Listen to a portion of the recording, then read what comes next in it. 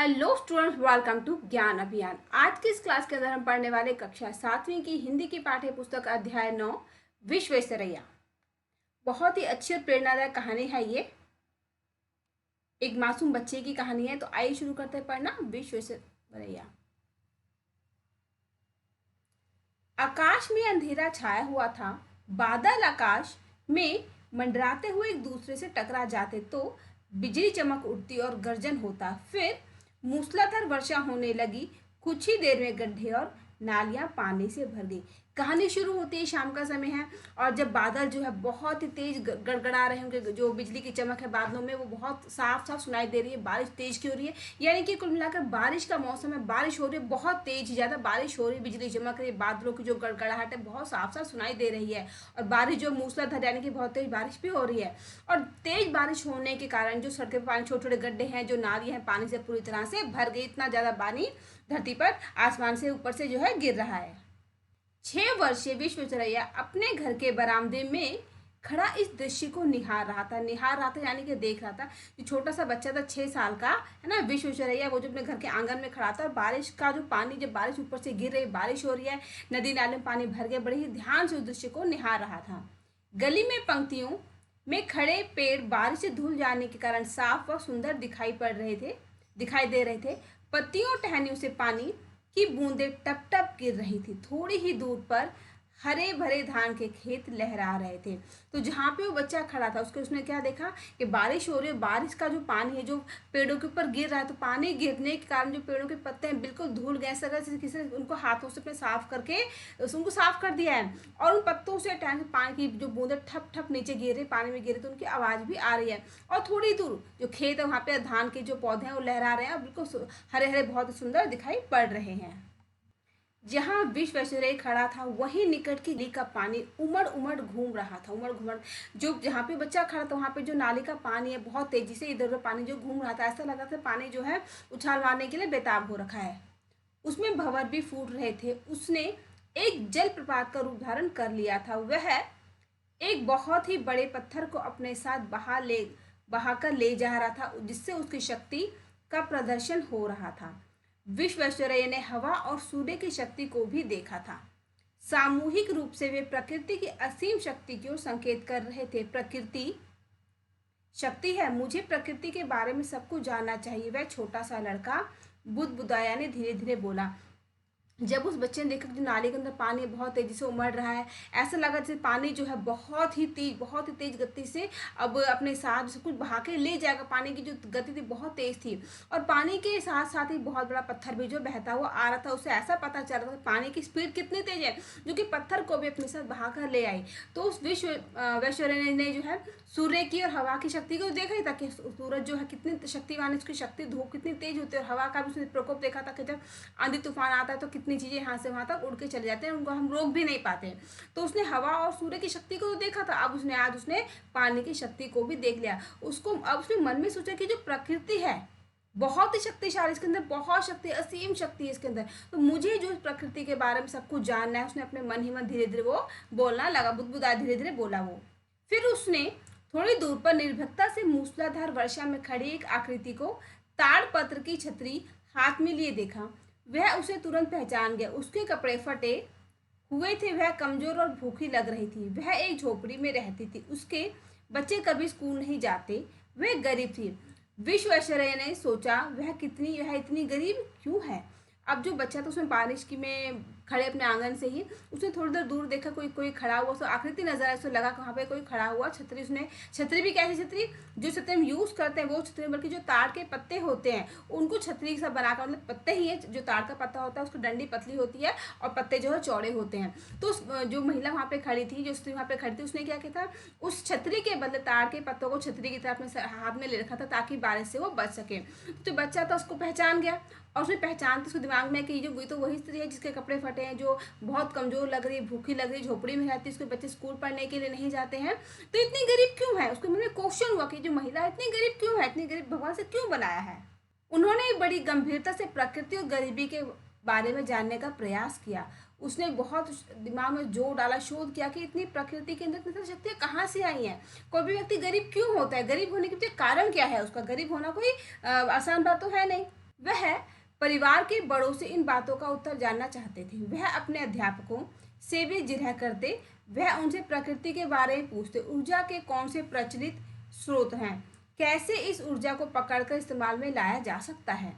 वह यह भी पूछते कि आखिर इतने लोग गरीब क्यों हैं, नौकरानी फटी साड़ी क्यों पहनती है, वह झोपड़ी में क्यों रहती है, क्या उसे अपने बच्चों को स्कूल नहीं भेजना चाहिए। तो जो बच्चा था विश्वेश्वरैया, वो जो मैं सोचता था कि प्रकृति की इतनी शक्ति कहाँ से, प्रकृति इतनी शक्ति कहाँ से, इतनी ऊर्जा कहाँ से आती है और इस ऊर्जा को हम कैसे यूज कर सकते हैं। जो लोग इतने गरीब क्यों हैं, जो नौकरानी फटी साड़ी क्यों पहनती है, झोपड़ी में क्यों रहती है, उसे अपने बच्चों को स्कूल क्यों नहीं भेजती है। तो इन सभी क्वेश्चंस के आंसर के लिए वो जो टीचर थे, घर के जो बड़े थे, उन सबसे भी बातचीत वो किया करते थे। धीरे धीरे इस लड़के को प्रकृति और जीवन के बारे में अंतर्दृष्टि प्राप्त होने लगी। उन्हें महसूस हुआ कि ज्ञान असीमित है, उसे बिना रुके सीखते रहना होगा, तभी उन्हें उन प्रश्नों के उत्तर मिल सकते हैं जो उन्होंने उठाए थे।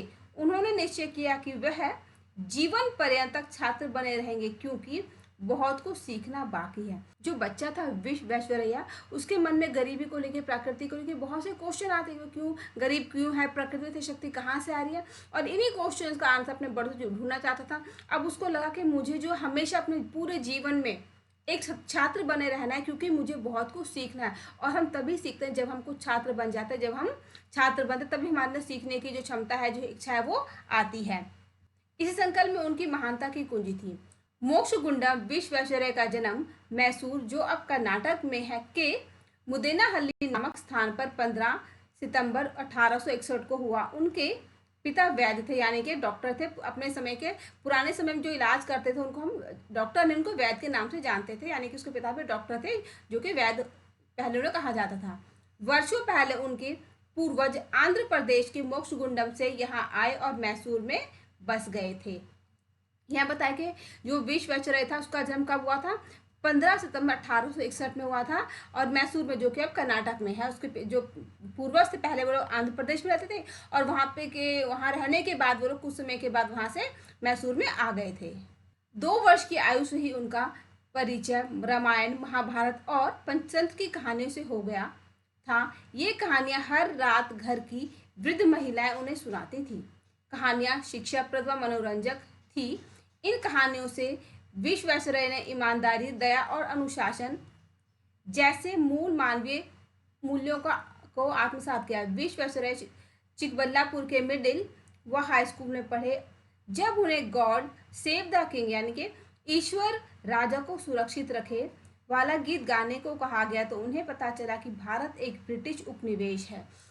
उपनिवेश होता है एक ऐसा देश जिसके ऊपर दूसरे किसी देश का राज्य होता है। वो तो उसे क्या पता चला कि ब्रिटिश जो एक भारत जो ब्रिटिश उपनिवेश है, यानी कि भारत के ऊपर ब्रिटिश का अधिकार है, ब्रिटिश ने उसके ऊपर कब्जा कर रखा है।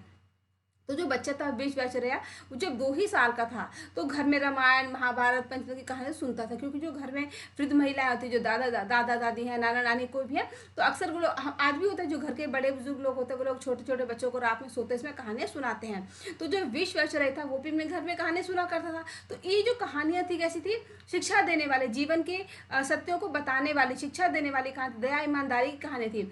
और इन कहानियों को सुनते सुनते उसके अंदर अपने ईमानदारी, दया, अनुशासन के गुण अपने आप ही आ गए, जो कि बहुत मुश्किल होता है किसी भी व्यक्ति के अंदर स्वयं आ जाए। लेकिन इसी यही कारण है कि बच्चों को बचपन से अच्छी अच्छी कहानी सुनाई जाती है, ताकि इन कहानियों के माध्यम से उनके अंदर जो है दया, सच्चाई, अनुशासन की मानवीय जो मूल्य, जो हमारे मानव जीवन के लिए बहुत जरूरी है, मूल्य अपने आप उसके अंदर आ जाए।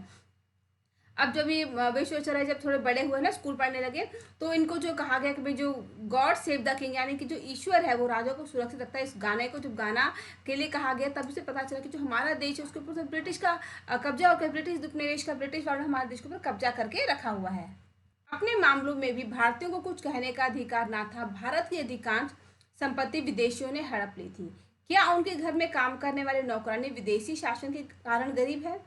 यह प्रश्न विश्वेश्वरैया के मस्तिष्क में उमड़ता घुमड़ता रहा। राष्ट्रीयता की चिंगारी जल उठी थी और उनके जीवन में यह अंत समय तक जलती रही। विश्वेश्वरैया जब केवल 14 वर्ष के थे, तभी उनके पिता की मृत्यु हो गई थी। क्या वे अपनी पढ़ाई जारी रखे? इस प्रश्न पर तब विचार विमर्श हुआ जब उन्होंने अपनी माँ से कहा, अम्मा, क्या मैं बेंगलुरु जा सकता हूँ? मैं वहाँ मामा रामैया के यहाँ रह सकता हूँ, वहाँ मैं कॉलेज में प्रवेश कर लूँगा। तो क्या हुआ, जब स्कूल में गाने के लिए कहा गया तो उसे पता चला कि हमारे देश के ऊपर जो है ब्रिटिश देश का, ब्रिटिश प्रवेश का जो है आक्रमण, उन्होंने कब्जा हमारे इसके ऊपर कर रखा है। तो उन्हें पता चल गया कि हमारा जो देश है वो गरीब क्यों है, गरीब होने के कारण क्या है, क्योंकि दूसरे देश के लोगों ने हमारे ऊपर जो है कब्जा कर रखा। हमारे देश की जो संपत्ति, जो धन है, वो सारा का सारा वो लोग विदेशी लोग जो यहाँ से लूट के लेके जा चुके हैं। तो उन लोगों को क्या लगा कि जो हमारे यहाँ जो नौकरानी काम करने वाली है वो इसी कारण से गरीब है, क्योंकि हमारे देश का धन जो दूसरे देशों में चला गया है। जब धन वहाँ पे चला गया तो हमारे में गरीबी अपने आप आ जाएगी। और इसी कारण से उनके में राष्ट्र की भावना कि अपने देश के लिए मुझे कुछ करना है, देश को इन जो परेशानियों की समस्या है, जो गुलामी है, धन की कमी, सभी मुसीबतों से छुटकारा दिलाना है। और जब ये 14 साल के थे तब इनके पिता की मृत्यु भी हो गई। तो जब घर में क्या होता है कि अगर पिता की डेथ हो जाती है, मृत्यु हो जाती है, तो घर में कोई भी आजीविका कमाने वाला व्यक्ति नहीं होता। घर के जो खर्चे को उठाने वाला व्यक्ति कौन होता है? जब कमाने वाला व्यक्ति ही नहीं रहा तो कमाए कौन? तो यही कारण था कि पढ़ाई लिखाई पर भी असर पड़ा। अब उनको ये लगा कि मैं अपनी पढ़ाई का कैसे कंटिन्यू कर सकूँ, कैसे अपनी पढ़ाई को पूरा कर सकूँ। तो उन्होंने अपनी माँ से कहा कि भाई क्या मैं बेंगलोर जा सकता हूँ, क्योंकि वहाँ पे उसके मामा रहते थे। और उसने कहा कि अगर मैं मामा के घर चला जाता हूँ तो मैं अपनी पढ़ाई को जारी रख सकूँगा, वहाँ जाकर मैं कॉलेज में भी एडमिशन ले लूँगा।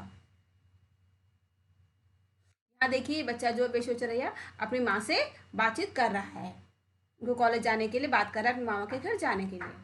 पर बेटा, तुम्हारे मामा अमीर नहीं है, तुम उन पर बोझ क्यों बनना चाहते हो? उनकी माँ ने तर्क किया।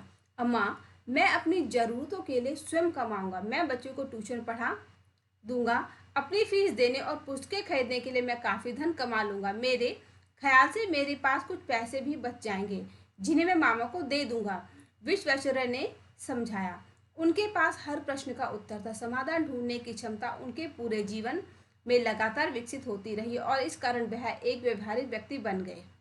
यह उनके जीवन का सार था, उनका संदेश था, पहले जानो फिर करो, बड़े होकर यही विश्वेश्वरैया एक महान इंजीनियर बने। अब जो बच्चा था विश्वेश्वरैया, उसने माँ से कहा कि मुझे मामा के घर जाना है। तो उसकी माँ ने समझाया कि वो जो तुम्हारे मामा है वो बहुत रईस नहीं है, बहुत अमीर नहीं, उनके पास जो धन है वो बहुत कम होता है, बड़ी मुश्किल से अपना गुजारा करते हैं। और इस स्थिति में अगर तुम उनके घर चले जाते हो पढ़ने लिखने के, तो उनके ऊपर जो है जिम्मेदारी का बहुत ज़्यादा बढ़ जाएगी, जिम्मेदारी जो बढ़ जाएगी, तुम्हारा खाना पीना, पढ़ाई लिखाई, बहुत सारे खर्च बढ़ जाएंगे। तो तुम वहाँ जाने की जो ख्याल अपने मन से निकाल दो। तो उस बच्चे ने क्या कहा कि नहीं नहीं, मैं वहाँ जाने के बाद अपनी जो ज़रूरतें हैं मैं उसके लिए खुद पैसा कमाऊंगा, छोटे बच्चों को ट्यूशन पढ़ा लूँगा, अपनी किताबें खरीदने के लिए, अपनी फीस देने के लिए मैं बहुत सारा धन जमा कर लूँगा और उनके ऊपर किसी भी तरीके का एक्स्ट्रा बर्डन है बोझ नहीं डालूंगा। और मेरे पास जो पैसे बच जाएंगे वो मामा को दे दूँगा, ताकि उनका जो खर्च है वो थोड़ा सा आसान हो सके। तो उस बच्चे विश्वेश्वरैया के पास जो हर समस्या का समाधान था, कोई भी समस्या समाधान वो ढूंढ के ही रहते। तो उनको लगता था कि हर समस्या का समाधान अच्छी सोच से हो सकता है। और यही कारण था कि जो विश्वेश्वरैया बच्चा था, बड़ा होकर उसने दुनिया को संदेश दिया कि पहले जानो, पहले मेहनत करो, फिर है ना, पहले जान लो किसी चीज़ को, फिर उसके बारे में मेहनत करो। और बड़े होने के बाद एक बहुत बड़े महान इंजीनियर बने, क्योंकि इनकी जो सोच थी जानकर करने वाली, कभी भी किसी के ऊपर भी मुसीबत ना बढ़ाने वाली, हमेशा हर समस्या का जो निपटारा करने की, समस्या का निदान करने की, समस्या का हल ढूंढने की जो इनकी चाह थी, जो इनकी इच्छा थी, वो अपनी समस्या को हमेशा समाप्त कर दिया करते थे। और इन्हीं के कारण वो अपने जीवन में बहुत ही अच्छी हस्ती बने, बहुत बड़े महान इंजीनियर बनकर सामने आए। तो ये बहुत अच्छी प्रेरणादायक कहानी हमने पढ़ी और मुझे पूरी उम्मीद है कि इस कहानी से जो आपने सीखा कि हमें भी अपने जीवन में मुसीबतों, समस्याओं को महत्व ना देते हुए अपने खर्चों को स्वयं को किसी के ऊपर बोझ ना बनाते, अपनी मेहनत से ही अपने जीवन में हमें आगे बढ़ना चाहिए, तभी हम अपने जीवन में कुछ अच्छा कर सकते हैं। तो मुझे उम्मीद है कि जो सीख हमने सीखी इस अध्याय से आप सभी अपने अपने जीवन में अपनाएंगे। तो मिलते हैं अपने अगले वीडियो में, तब तक के लिए गुड बाय।